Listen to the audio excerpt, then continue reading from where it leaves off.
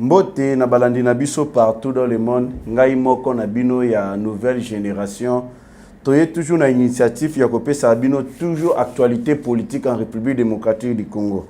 Avant to kota na information na bino boyebi situation o ezali na terrain mikolo yo vu que ba suspendre momentanément phénomène parlementaire debout. Mais tozana ba moko kati na biso ba o bakangaki bango bazana boloko na prison ya Makala. Président Gilles, y compris ba papa Lomé, ba historien, tout, bangonyo so bazana Makala. Toyokani, to se sensibiliser, to lobi na mokolo ya samedi, soit dimanche, to ko rendre bango visite.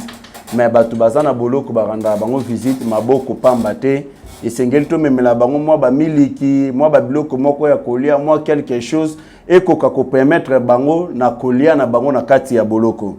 Yango tozo senga na batu nyonso ya bonne volonté, ndenge baloba, lela na ba o bazo lela sepela na ba o bazo sepela na minute ba o tozalaka na bango baza ya kolela. Président Gilles Boyebi Musala sala kapona bino na kopesa ka bino information en République démocratique du Congo, mais azana boloko na prison ya Makala. Yango to sengi na batu nyonso ya bonne foi, batu nyonso ba o balingaka Gilles, ba o balingaka ba parlementaire debout, ba o nyonso bazalaka na bolingo ya IDPS. Beaucoup ka koyede biso na ba contribution na bino toko ka komemela bande kuna biso oyo baza na prison ya Makala. Ba o bakozana na posa ya kotindela ngai code ou comment numéro na ngai za plus 243 89 60 77 556 plus 243 89 60 77 556. Merci beaucoup to koti na actualité politique o ezali ko régner en République démocratique du Congo. Balandi na biso partout dans le monde, bomonaki Martin Fayulu na kombo na ya solo Keita Diang. Azali ko sillonner partout à comité na niveau ya Kisangani soi-disant. Ko sali sa ba meeting populaire na ya Kolobake. Soki nga nazalaki président de la République, mbele insécurité na est elinga kizalate. Soki nga nazalaki président de la République, mbele social à peuple congolais elinga kizalaboy. Kotu na Martin Fayulu. Tango zocha soki wana yebake au bandolo ba toujours ceux qui passent au kotika la jamais cause à la présidente République démocratique du Congo parce que tu n'es pas congolais de père et de mère. Mboka na biso to kosala lisusu jamais erreur tozo ngisango na maboko ya ba étranger ndenge Rwandais moko dirija ki biso oyo atanga toujours na école primaire na 3e primaire, mais on ne sait pas par quel manger ayaki ko diriger biso. Même Bosco Tangana azalaki étonné alobaki yango bien que Hippolyte Kanambe Kazembe totanga na ye, mais kamusanga indenge nini akomaki président en République démocratique du Congo. C'est pour cela tokoki jamais kotika cette fois-ci ba pratique wane salema. Martin Fayulu azali ko la peuple congolais que ce qui a commis président de la République makamunyo se ko changer na Congo. Azali ko bosana ya signaki na ba multinationaux.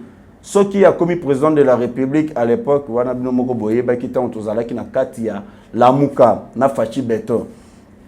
Alors, qui sont qui a commis président en République démocratique du Congo? Ba multinationaux ba kobanda koyiba ba minéré na biso pendant 30 ans. Bomitu na binomoko. Est-ce que wana ezali o ba benga ka gouvernance ya malamu? Est-ce que wana ezali volonté ya ko changer situation politique en République démocratique du Congo? Ba multinationaux ba banda koyiba ba minéré na biso pendant 30 ans. Ye moko na nous na pouvoir alinga ki asala combien d'années? Bango basu ba chanja ki oyo même viola ki constitution na biso. Ye ba yokana ki kobeta 2 ans, après 2 ans na Moïse Katumbi pe aye pe kobeta 2 ans e kotambola bongo. Tandis que notre constitution itikala jamais koloba mandat ya 2 ans. Botala nanu azuna nous te mais déjà a viola ki déjà constitution na makanisi. Il s'est dit être commandant du peuple.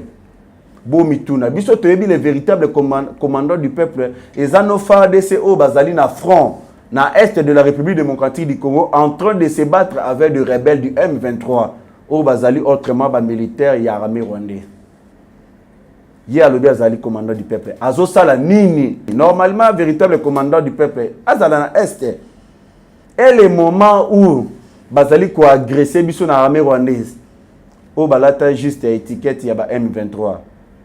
Ezali le moment tokoki jamais koloba makambu ya élection. Ezali moment où le biso peuple congolais en général, tous les soi-disant opposants, va se réunir to attaquer ennemi moko o ezali Paul Kagame. Mais bino boza ko kende ko sala ba o boza ko benga so ba campagne électorale na bino tandis que c'est pas le moment. Ce qui veut dire na balandi na biso partout dans le monde, peuple congolais en général, bon comprendre que ba individu wana ba bundaka pona ba intérêt na bango personnel, ba bundaka non pona peuple congolais mais plutôt ba utilisaka kombo ya peuple pona bazwa o bango bazana yango bosenga. C'est pas le moment ya okene na ba élection. Na mboko to salisi ba élection combien de fois? Résolution ni ya malamu tozui. Bilan ni ya malamu ezali parmi ba élection so tozui to salisa. Cette fois-ci, tozu mwana ya mboka Félix Antoine Tshisekedi Tshilombo. Oyo azali na volonté politique ya ko changer ba situation nyonso na kati ya mboka na biso. Pourquoi bozali ko combattre ye? Mon kwantombo fachi beto soki alobi asala kisi ya incertitude ya incertitude pona koboma tous les moustiques en République démocratique du Congo. Bango wana soi-disant bazali komi benga être des opposants. Bako sala marche ya makasi ya kolobano ba moustique pe baza pe na droit ya ko vivre. Bango bandimaka o fachi beto azali ko sala te. Comment vous pouvez koyina mutu même action o azali ko sala pour les biens ya population en général. Ache gratuité de l'enseignement, bozo bundisa gratuité de l'enseignement, mais eza les mêmes binomo ko bozali koloba social ya peuple congolais. Tandis que gratuité de l'enseignement fait partie aussi de la sociale ya peuple congolais. Bandimi peuple ba o babandaki ko futa ba minerval cher pour na bana batanga.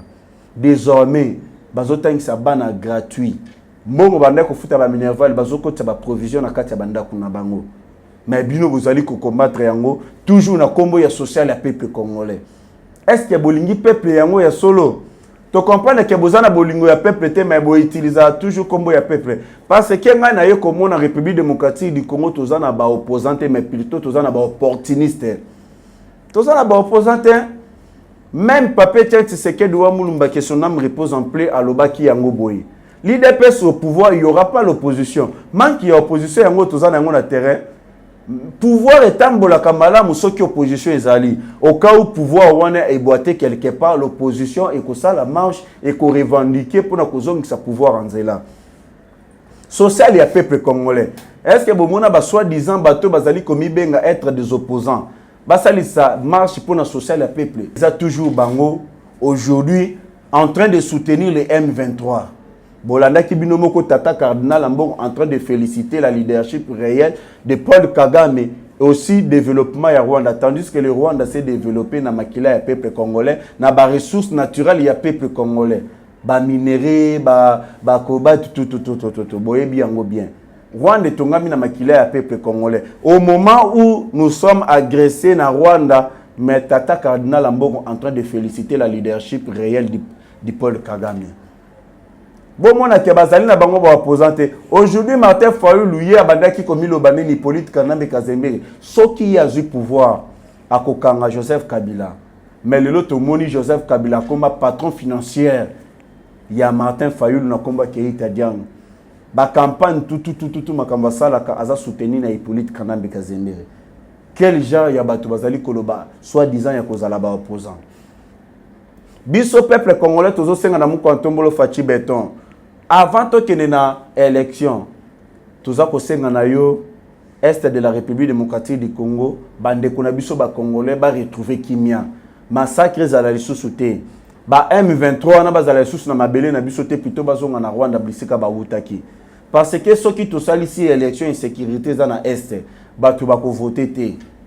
Ngai même na kobenga ngo même la haute trahison. Pomboka o ezali agressé élection sali makate. Plutôt nous devons se réunir tous à la bomoko to combattre ba rebelle wana insécurité kota na est pour peuple na biso batika kokufa lolenge bazali ko massacrer na bango na ba militaire rwandais. Mukwantombolo fachi beton la MONUSCO banda ba comme en République démocratique du Congo si je me trompe pas banda 1998 basali déjà 24 ans na mboka na biso. Batikala ko salelo komo côté nazali ko se rappeler tant tozwa ki indépendance na mboka na biso na lit ya Patrice Emery Lumumba. Les États-Unis d'Amérique basangana ki côté de la biso MONUSCO baya awa pour na ko créer o babengi sécurité. Mais MONUSCO ayaki bango toujours les mêmes MONUSCO ba komaki ko bloquer Patrice Emery Lumumba à l'époque Lumumba komaki en résidence surveillée par les MONUSCO. Bamona ki non, ceux qui batiki Patrice Emery Lumumba a continué na lutte oyo, bako perdre catégoriquement contrôle en République démocratique du Congo. C'est pour cela bakoma ki prêt à koboma Patrice Emery Lumumba. Bon mituna, mission ya MONUSCO ezanini pour combattre l'insécurité. Pour na ko instaurer o babengi la paix totale. Mais banda MONUSCO azuya ya yemoko akoma source d'insécurité. Koya ya MONUSCO plus de 12 millions ya ba Congolais bakusu bakufa. Mission ya MONUSCO ezanini. Koya ya MONUSCO bakoma plutôt koyiba ba minéraux pour na ba multinationales. Bakoma ko créer insécurité na ko pesa ka ba rebelle ba manduki. MONUSCO est incapable de faire sa guerre na Est. Baya si je me trompe pas bakutaki groupe ya ba rebelle na 120. Mais bango ba multiplier en comme plus de 300 000. Mission ya MONUSCO ezanini. MONUSCO azali ko créer toujours au babenga ka insécurité. Mukwantombolo lobaki en 2024 départ sans condition de la MONUSCO. La même MONUSCO ba monique en 2024 ba kokende. Soki kimia eza na Est, bango pe mission na bango pe sili. Musala na bango sili. Ba ye ko activer insécurité na Est pour na bazala toujours maintenir. MONUSCO bazali ko trahir biso. Mukwantombolo soko o libérer MONUSCO akede même avant 2024. To retrouver solution ya ba makambo belé ya ba massacre nyonso na Est de la République démocratique du Congo. Car ces rebelles bazali ko agresser biso, bazali ko attaquer biso, c'est en complicité avec la MONUSCO. Bomona ki MONUSCO aya koma ko sala commerce ya ko yiba ba minéraux. MONUSCO aya akoma ko sala commerce ya ba vente ya ba minduki. Awa toza même na rapport la population congolaise de Kisangani en colère contre la MONUSCO à Kalengera plutôt. La population en marche de colère contre la MONUSCO ce mardi matin. Elle exige son départ. Selon les manifestants, ils ne voient aucun rapport de la MONUSCO en ce moment où la guerre ezalina Rwanda ou bazali ko agresser biso à partir yaba M23. Population ya Kisangani balobi mission ya MONUSCO toza koyeba te basali marche ya makasi pour na départ de la MONUSCO balobi tozali agresser na ba M23 ou bazali ba Rwandais mais mission ya MONUSCO tozomona ngote MONUSCO azali kosala eloko te yango basali marche ya makasi Mukwantombolo basengi départ ya MONUSCO Fachi Beton tosengi MONUSCO akende parce que MONUSCO soki azali toujours na mboka na biso kimia et kozala te massacre ko continue toujours kozwa ampleur. MONUSCO bazali ba traître. Bango moko bazali auteur ya insécurité na Est. Mukwantombolo Fachi Beton. Départ de la MONUSCO au komona clair na ba réalité ebelé. Merci beaucoup na Fachi Beton, le président à la grande taille du Grand Congo. L'homme qu'il faut à la place qu'il faut. Grâce à la bonne foi de Félix Antoine Tshisekedi Tshilombo, 120 logements sociaux remis au sinistre de l'éruption du volcan Nyiragongo le 22 mai 2021, situé au village de Bouamanga, à Kibati, au nord de la Goma. Merci beaucoup, parce que le sinistre est volcan Nyiragongo, banda kuna bango ezika ki bazala sur na place ya kovanda te. Mais volonté politique ya Fachi Beton, bazu plus de 120 logements sociaux pour na bakoka kovanda. Ba vivre à l'aise na ba famille na bango. Merci beaucoup na Mukwantombolo Fachi Beton pour na bolingo ya mboka ozana yango.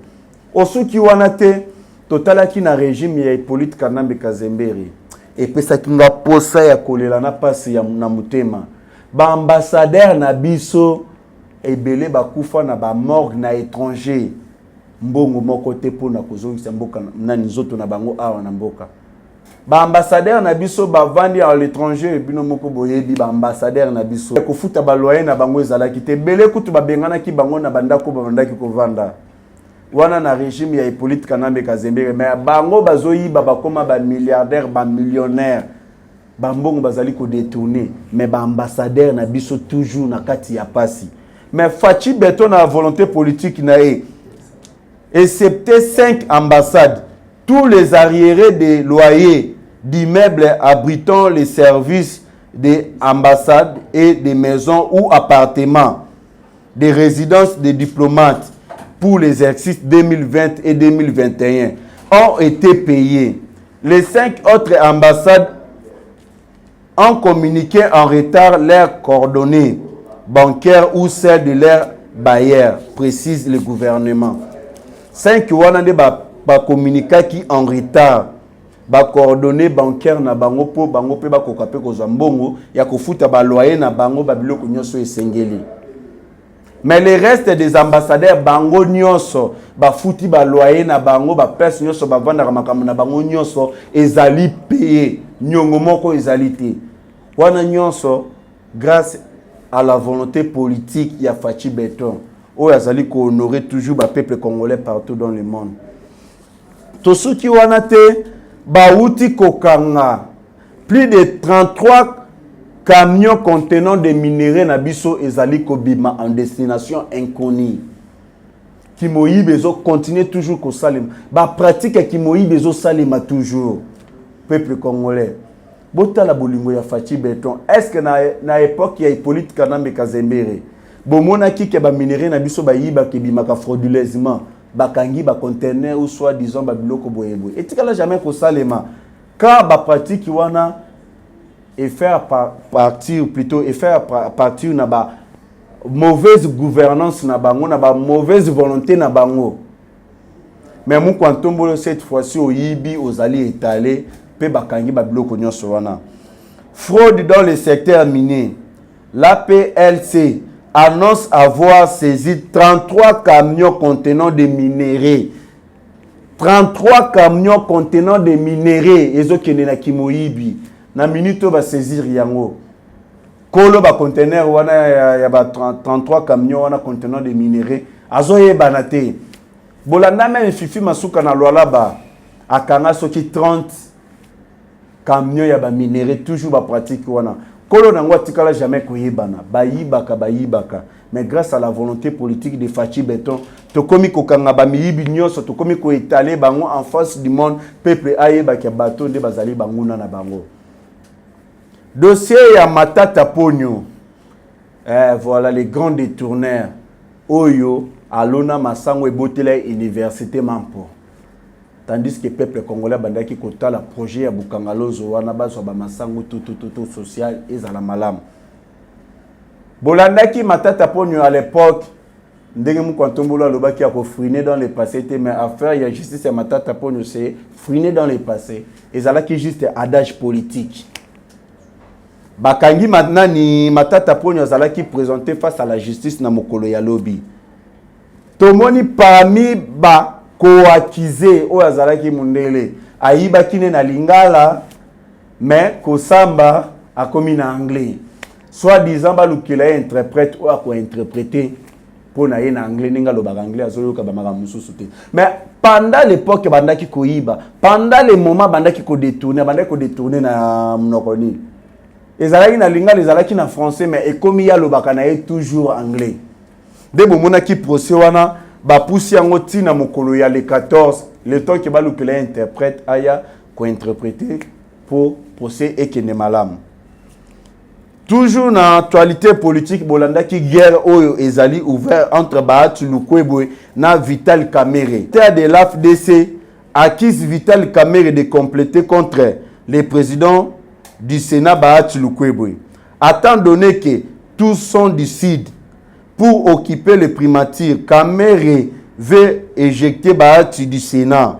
Wan eza proche ya président ya proche ya moko ya proche ya président Bahati Lukwebo nemtalobi ba biloko wana ke Vital Kamerhe alingi abwaka Bahati Lukwebo libanda ya Sénat. Bango mibale baza bato ya Sud. Bakomi kowe la primature soit Vital Kamerhe zo primature ba biloko mo ya bongo. Toyoka ki na oyo yaki ke o guerre na bango ezalaki lié pour na lupango babandaki kowelela. Vital Kamerhe kobima na ye moko toujours na guerre na Godin Poyi même ba proche ya Godin Poyi balobaki soki eloko komeli Godin Poyi ekozala na mutu ya Vital Kamerhe.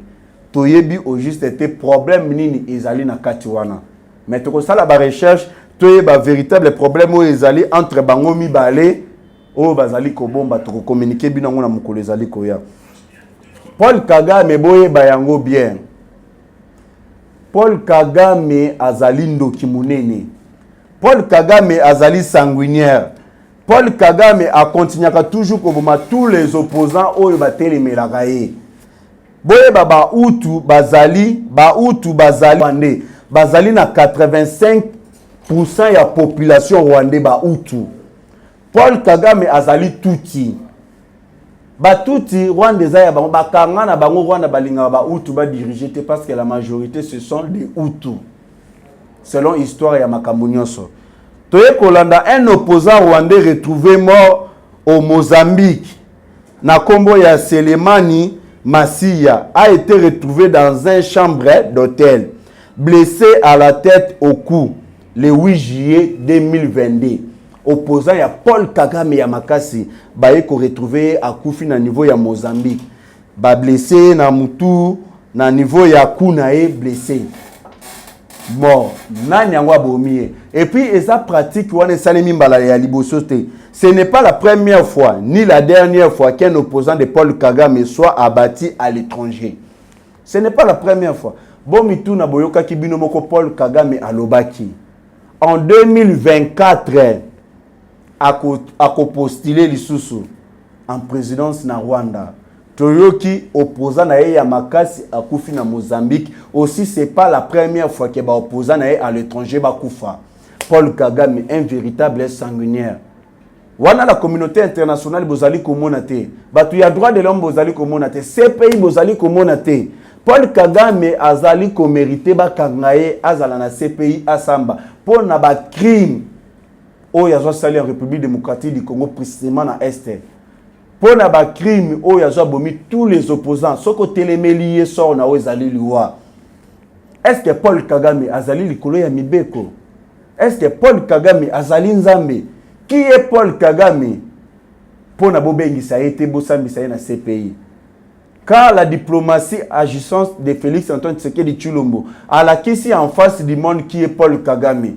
À la question en face du monde que c'est Paul Kagame nem tabomaka peuple congolais na est de la République démocratique du Congo pour na ba richesse na biso. Bomoni Paul Kagame a commis ko multiplier ba sortie médiatique na France 24 pour na ko se justifier toujours pour na ko défendre ba M23.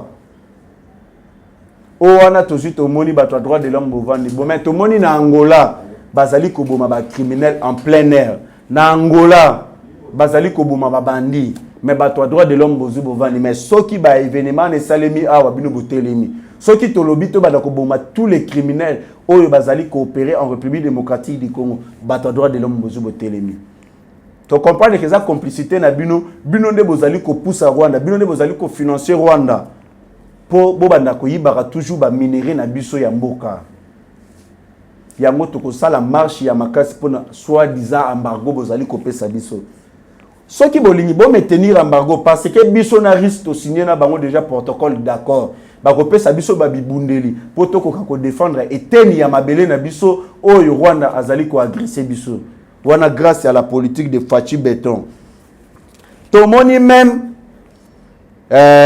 John Kamitatu Kedi, fils de Olivier Tamitatu, s'est engagé au FARDC pour défendre sa patrie. Il vient de terminer sa formation à l'école militaire de Kananga et attend être déployé sur le terrain pour défendre Mboka naye. Moi, il y a Olivier Tamitatu à sali formation militaire na Kananga. Azali kozela azala déployé na front pour na kobunda pour na Mboka République démocratique du Congo. Merci beaucoup za initiative ya malamu. Merci beaucoup na Mukwantombolo Fachi Béton. Le chef de l'État congolais Félix Antoine Tshisekedi Tshilombo se prépare à tout, même à la guerre longue ou courte, avec le Rwanda de Paul Kagame si les choses n'avancent pas. Mukwantombolo alobi azali ko se préparer. Na bitumba ya ngonga muke ou bien ya ngonga ya mulai. Soki makambu changement ezali te makambu ezali ko avancer malamu te azali prêt en tout. Boye bayango banda to banda ki koboma ba o bazali ko mibenga ba militaire ya ba M23 plutôt bazali plutôt ba rwandais.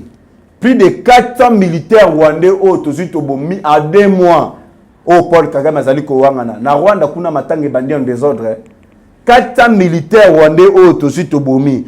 Parmi les 400 militaires rwandais au Tosito Bomi en 2 mois, moko auti kokufa kombo na eza Bisimana Emmanuel. Bisimana Emmanuel auti kokufa. Are bango. Matanga izoleka na Rwanda, bango bazala M23. Siko ba mama bazali kolela ndenge nini. Ba militaire wana bazali kokufa wana bazali banani. Awa bungananga na biso eza sous contrôle ya ba M23 na ba Rwandais. Boye ba bungananga ba douane nyonso esale marakuna tozoka recette ya 1 million de dollars. Na minute 1 million de dollars ekoma kokende na Rwanda. Na minute ba minéraux na biso ezalaka na bungananga parce que bungananga ezali lié stratégique. Bungananga ezali lié moko stratégique commercial ya makasi ele kanaka kuna. Ba minéraux 1 million de dollars tout ça la recette na mois. Nyonso ezokende na Rwanda na Kigali. Paul Kagame akoki susu ko wanga na parce que nous avons des preuves ya ba transaction wana nyonso wana. Ya moto zo senga no FARDC batele mababunda makasi poto récupérer contrôle total ya bungananga ezonga na maboko ya peuple congolais ezonga na contrôle ya notre président de la République Félix Antoine Tshisekedi Tshilombo qui est le commandant des forces armées et la police nationale. Ezonga parce que tokoki kondima jamais babiloko na ba richesse na biso kindaka toujours na kati ya Rwanda. Moukwantombolo Fachi Beton, Tomoni même les FARDC reprennent l'offensive contre les M23 et leurs alliés. Après 4 jours de pause, les FARDC sont déterminés à récupérer les parties du territoire occupées par l'ennemi. Au Bazaliba M23, il y a Rwanda. Il y a un peuple congolais en général, tout soutenir le président de la République, Félix Antoine Tshisekedi Tshilombo. Tout soutenir même dans l'armée Nabiso. Pour tout ça, insécurité, nous sommes en République démocratique du Congo. Actualité, au Ezolandi, Tokopé, Sanamokolo Yalobi, il y a un peu Simbote, na Mama Beya Djaba, na Montréal, Maman, la servante de Dieu Rachel Agné Messabou. Sans oublier Bing Shing na Londres, Monoko ya Moïse, na chaîne na Eso de Mouton. Oui, ils ont toujours makambo ya malam na Mamadou Polondo na Allemagne topesi yombote na Roger Lou Mamolobeli ya Fachi na France topesi yombote sans oublier na sima ya caméra autozali na meilleur caméraman du monde que la République démocratique du Congo n'a jamais connu. Glody H4 na pesi yombote pona ba image ya kitoko pona bolingo zalaka na yango na mboka ya kozwaka ba image ya malamu pona ko accompagner toujours vision ya mokonzi ya mboka Fachi Beton. Tomonani na mokolo o ezali koya. Merci beaucoup.